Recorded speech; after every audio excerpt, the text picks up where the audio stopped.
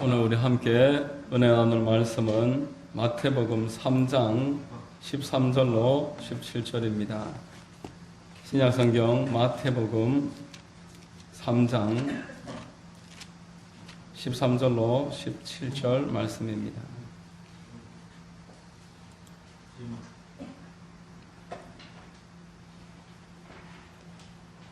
제가 봉독해 드리겠습니다. 이때에 예수께서 갈릴리로부터 요단강에 이르러 요한에게 침례를 받으려 하시니 요한이 말려 이르되 내가 당신에게서 침례를 받아야 할 터인데 당신이 내게로 오시나이까. 예수께서 대답하여 이르시되 이제 허락하라. 우리가 이와 같이 하여 모든 의를 이루는 것이 합당하니라 하시니 이에 요한이 허락하는지라. 예수께서 침례를 받으시고 곧 물에서 올라오실새 하늘이 열리고 하나님의 성령이 비둘기같이 내려 자기 위에 임하심을 보시더니 하늘로부터 소리가 있어 말씀하시되 이는 내 사랑하는 아들이요 내 기뻐하는 자라 하시니라.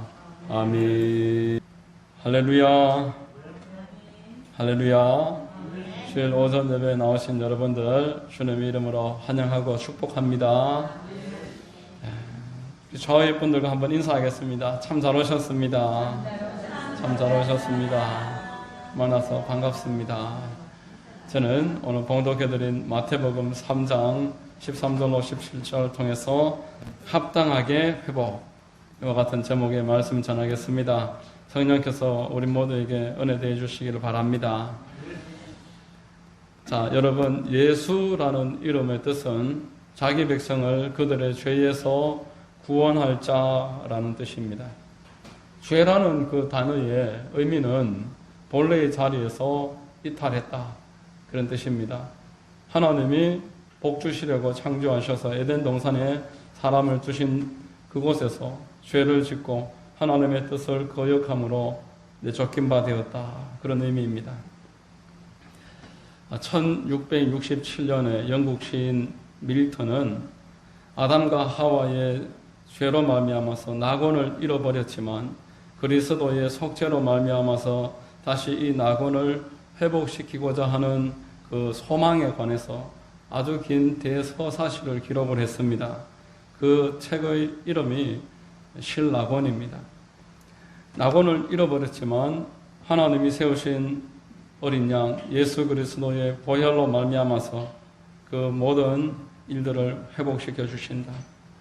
자, 여러분, 회복시킨다는 말의 의미는 본래 완전한 상태가 있음을 의미합니다. 원래 돌아가야 할 기준되는 곳이 있을 때 회복이 될 수 있는 것입니다. 기준이 없으면 회복도 있을 수 없습니다. 기준이 없는 것은 혼돈으로 가득한 것입니다. 영화도 나온 그 소설 그 내용이지만 그 눈이 하나밖에 없는 사람들의 세상에 두 눈 가진 세상이 들어가면은 두 눈 가진 사람이 비정상이 되는 것입니다. 난장이들의 세상에 평범한 사람이 들어가면은 오히려 장애를 가진 사람이 되고 모든 일이 불편할 수밖에 없게 될 것입니다. 조너선 스위프트가 쓴 걸리버 여행기를 여러분 한 번쯤은 들어보셨고 읽어보셨을 것입니다. 영화로도 만화로도 많이 나온 그 걸리버 여행기를 읽어보면은 평범한 사람이, 우리 같은 평범한 사람이 난쟁이들의 세상에 들어가면은 거인이 됩니다. 또 우리 같은 평범한 사람이 거인들의 세상에 들어가면은 난쟁이가 됩니다.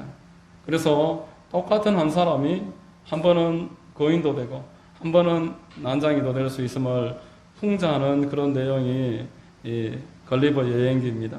이처럼 우리가 살아가는 세상에 기준이 없으니 사람들은 어떤 곳에서는 좋은 사람도 되고 어떤 곳에서는 나쁜 사람도 되고 또 어떤 곳에서는 정상도 되고 비정상도 되어야 한다라는 것입니다.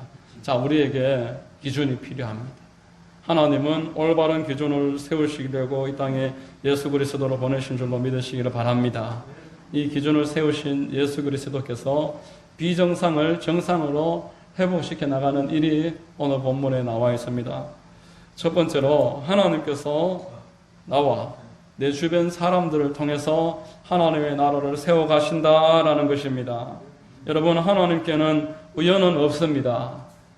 특별히 인간관계에 관해서는 더욱 그러합니다. 하나님이 우리에게 필요한 가운데서, 하나님의 온전하신 뜻 가운데서, 우리 성도들의 모든 삶에 있어서 관계에 관해서, 또 우리가 만나는 사람들에 관해서 실수하심이 없으시다라는 것을 명백하게 이해를 해야 될 것입니다.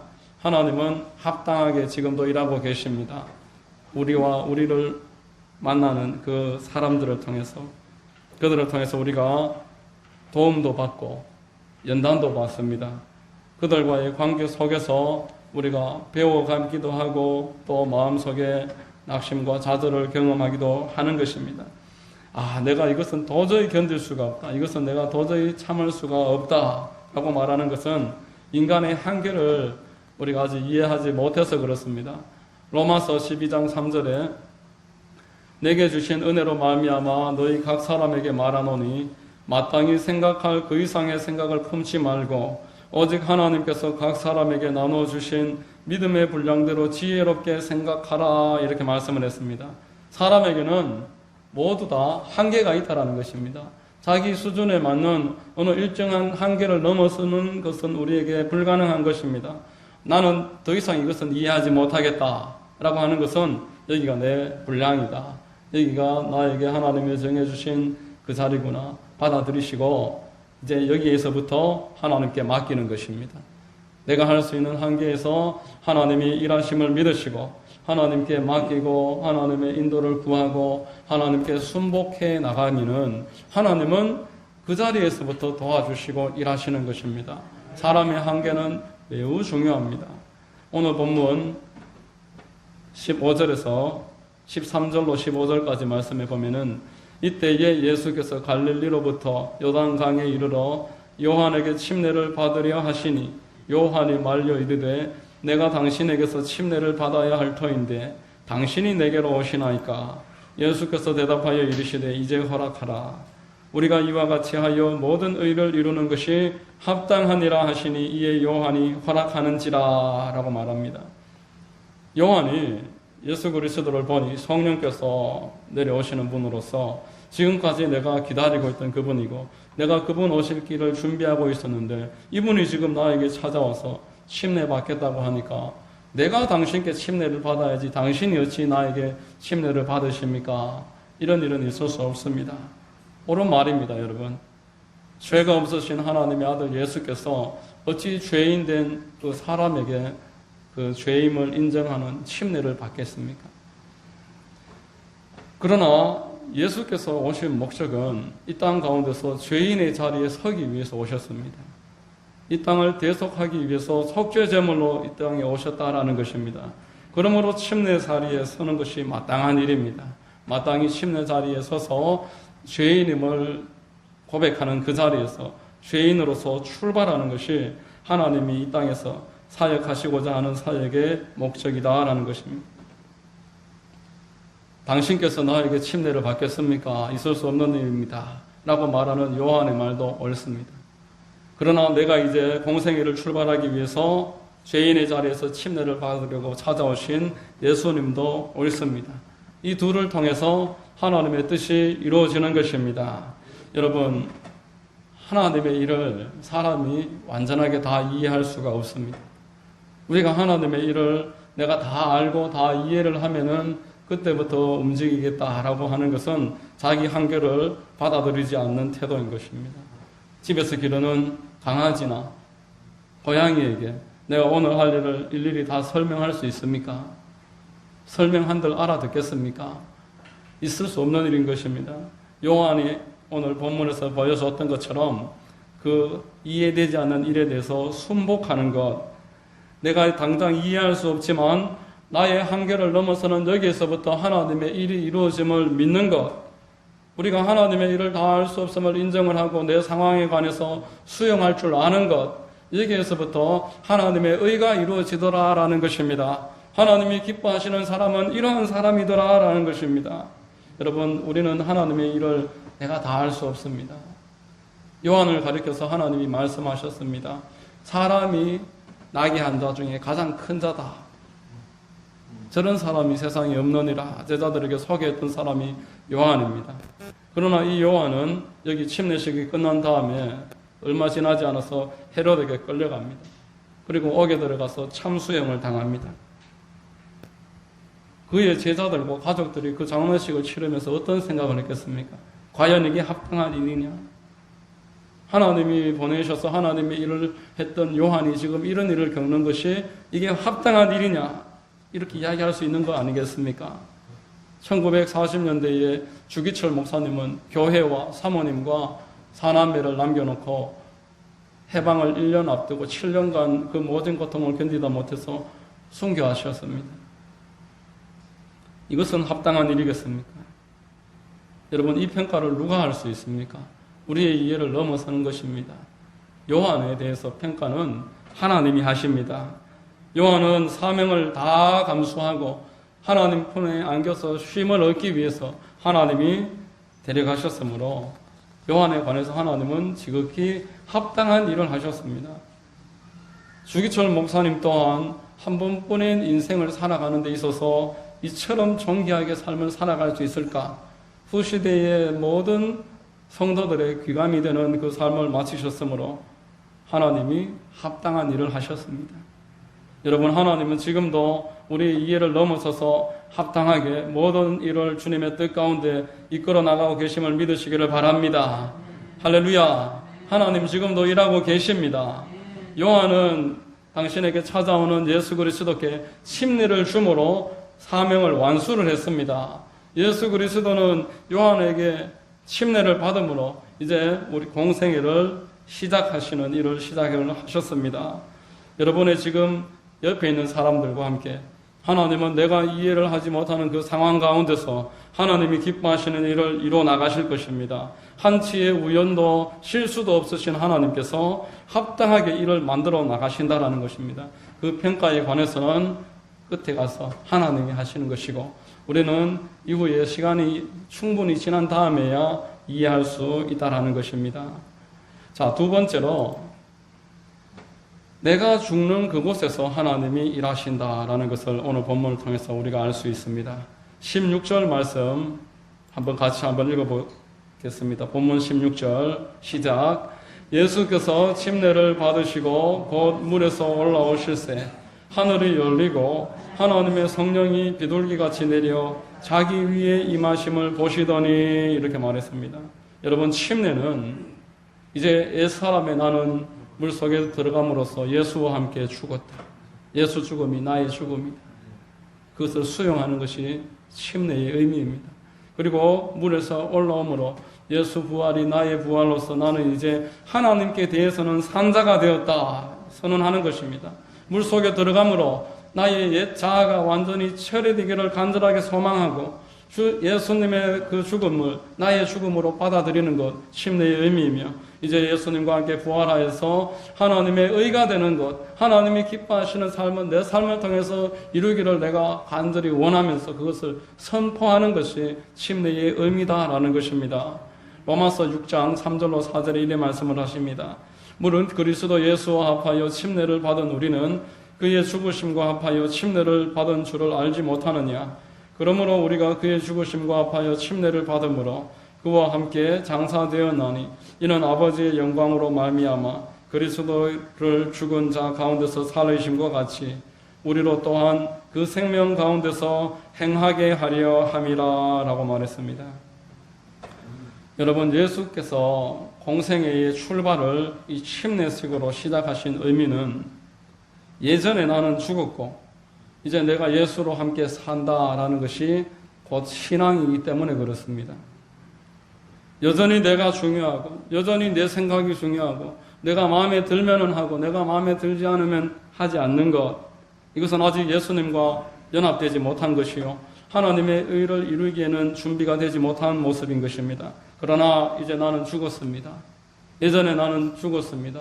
이제 내가 살아난 이 생명은 하나님의 의를 위해서 하나님의 나라를 위해서 드리기 위해서 내가 살아가는 것입니다 라고 말을 하고 마음으로 믿는다라면 그 사람은 이제로 하나님 앞에 합당한 사람이 된 것입니다. 이렇게 하나님의 합당한 사람이 되었을 때 하나님은 그 사람에게 성령을 부어주십니다. 내가 죽은 곳에 이제 하나님의 의를 바라는 그 심령 위에 하나님의 성령께서 임하시는 것입니다. 하나님의 성령은 자아가 처리된 사람에게 임하시는 줄로 믿으시기를 바랍니다. 내가 죽고 이제 내가 하나님 뜻대로 살기로 확정된 사람의 마음에 성령께서 내려오시는 것입니다. 이런 사람은 점차 하나님과 깊은 관계를 찾아서 들어가게 되는 것입니다. 하나님은 이 사람을 통해서 하나님의 나라를 세워나가십니다. 많은 열매를 맺게 하시고 하나님의 뜻을 그를 통해서 이루게 하십니다. 요한복음 15장 5절로 6절에 나는 포도나무요 너희는 가지라 그가 내 안에 내가 그 안에 거하면 사람이 열매를 많이 맺나니 나를 떠나서는 너희가 아무것도 할 수 없습니다. 사람이 내 안에 거하지 아니하면 가지처럼 밖에 버려져 마르나니 사람들이 그것을 모아다가 불에 던져 사르노니라 이렇게 말했습니다. 2000년대 초반에 우리 한국에도 와서 조영기 목사님과 그 서울의 운동장에서 공동 집회도 하신 적이 있는 베니 힌이라는 신유 사역자가 계십니다. 70년대, 80년대, 90년대에 미국에서 가장 크게 신유 사역자로 쓰임을 받았던 분이신데 한국에 책도 많이 쓰셨습니다. 이분이 첫 사역을 시작할 때에 그 당신의 그 멘토였던 캐서린 쿨만이라는 여사님의 그 추도 예배에 설교를 맡게 됐습니다. 어떻게 그런 일이 있을 수 있을까? 그 많은 군중 앞에 내가 어떻게 설 수 있을까? 그 고민을 하면서 예배 시작을 기다리고 있었는데 다리가 떨려서 일어나지를 못하겠더라는 것입니다. 찬양 인도하고 사회하시는 분이 재차 반복해서 나오라고 이제 하시라고 두 번이나 그렇게 이야기를 하니 겨우 일어서서 그 강대상을 위에 올라갔습니다. 설교를 시작을 해야 되는데 차마 설교를 할 수가 없어서 찬양을 한 곡 하자고 찬양을 부르기 시작을 하는데 찬양을 처음부터 너무 하이로 잡아서 아무도 따라하지 않고 혼자서 애쓰며 힘쓰며 찬양을 겨우겨우 부르는데 그마저도 빨리 끝내지 않고 두 곡하고 세 곡하면서 머릿속이 하여서 무슨 말을 해야 될지 너무 떨리고 식은땀이 흘러서 차마 설교를 할 자신이 없어서 계속 찬송을 부르고 있었습니다. 설교를 해보신 분이라면 이 상황을 이해를 하실 것입니다. 정전이라도 좀 되었으면 좋겠다. 사람들이 기억상실증이라도 걸리면 좋겠다. 그런 마음으로 계속 찬양을 하면서 사람들의 눈을 쳐다보는데 그렇게 부담이 되더라는 것입니다. 그 순간 그분의 멘토였던 캐서린 쿨만 여사님이 생전에 거의 만날 때마다 해주었던 말이 생각이 났습니다. 나는 이 설교 강단에 올라가기 전에 계단 끝에 마지막 문을 열기 전에 죽고 또 죽고 1000번이나 죽습니다. 왜냐하면은 수백 킬로를 달려와서 이제 병원에서도 포기한 저 수많은 군중들 앞에 내가 해줄 수 있는 게 아무것도 없기 때문에 나는 아무것도 할 수 없으므로 하나님 앞에 다 포기합니다. 하나님 앞에 모든 것을 맡깁니다. 이 말이 이제 생각이 났습니다. 그래서 베니 목사님이 첫 번째 사역을 하는 그날 하나님 앞에 소리쳤습니다. 하나님, 저는 할 수 없습니다. 나는 이 예배를 인도할 수 없습니다. 나는 저 많은 사람들 앞에서 말을 할 수 없습니다. 이때 하나님이 이 베니 목사님의 마음에 선명하게 말씀을 하셨습니다. 네가 할 수 없다고 하니까 내가 너무 기쁘구나. 내가 지금부터 하겠다. 이때 순식간에 성령께서 이 베니 목사님을 붙잡아 주시는데 염려, 근심, 걱정, 두려움이 순식간에 없어지고 마음에 긴장이 풀리면서 편안해지더라는 것입니다. 그리고 생각하지도 못했던 말들이 나오기 시작을 하는데 그 군중들이 성령께서 붙잡아 주시고 강타하셔서 지금까지 본인이 보지도 듣지도 못했던 성령의 역사가 그날 일어나더라라는 것입니다. 베니 목사님은 그날 예배를 기점으로 사역의 열쇠를 얻었습니다. 그것은 바로 하나님께 순복하는 것이었습니다. 하나님께 나의 한계를 인정하고 하나님께 내 한계를 받아들이고 맡겨드리는 것, 내 힘으로 할 수 없음을 수용하고 하나님 해달라고 맡겨드리는 것, 이게 베니 목사님 그 사역의 열쇠였습니다. 하나님 앞에 내가 죽고 이제 내 안에 예수께서 사십니다. 나는 죽습니다. 나는 죽었습니다. 이것이 하나님께서 지금도 쓰시는 성경 시대에서부터 오늘날에 이르기까지 공통된 조건입니다. 이 조건이 있는 자는 하나님께 쓰임받는 줄로 믿으시기를 바랍니다. 이 조건이 없는 자는 끝까지 나의 의를 의지하고 내가 할 수 있다고 생각하고 내가 다 한다라고 말을 함으로 하나님의 일을 거르치게 되는 것입니다. 고린도전서 15장 31절에 형제들아 내가 그리스도 예수 우리 주 안에서 가진 바 너희를 대한 나의 자랑을 두고 단언하노니 나는 날마다 죽노라. 사도 바울의 사역에 열매가 있었던 비결은 날마다 하나님 앞에서 죽었기 때문에 내가 전도한 당신들 내가 하나님 앞에 면류관으로 올려드릴 터인데 내가 할 수 있는 일은 그 앞에서 날마다 죽는 것밖에 없습니다. 나는 오늘도 하나님 앞에 죽습니다. 내가 죽을 때에 나를 통해 하나님이 일하십니다. 여러분, 우리가 침례 성도다 이렇게 말을 합니다. 성도를 침례 받기 전과 침례 받기 후로 구분을 하는 것입니다. 아담의 범죄로 말미암아서 이 땅의 모든 사람들은 죄로 인해서 죽었습니다. 동시에 스스로 하나님 되고자 하는 마음으로 세상을 살아갑니다. 어디에도 하나님을 찾는 자가 없다라고 로마서 3장 10절 이하에서 말했습니다. 하나님을 찾는 자도 없고 깨닫는 자도 없고 다 치우쳐 무익하게 되고 선을 행하는 자는 없나니 하나도 없도다. 로마서 3장 10절에서 이 땅의 모든 사람들에 대해서 이렇게 표현을 했던 것입니다. 이 사람들을 건지기 위해서 예수께서 이 땅에 오셔서 죽어주셨습니다. 온몸의 피를 다 흘리셨습니다. 마지막 다 이루었다 말씀하심으로 죄값을 해결했다라고 선언을 하셨던 것입니다. 이 사실을 깨닫는 사람은 이제 내가 죽는 것입니다. 나를 죽음이 예수의 죽음이 연합되었구나. 이제 내가 예수님과 연합되어서 하나님을 기쁘시게 하고 저분에게만 연결되어야 되는구나.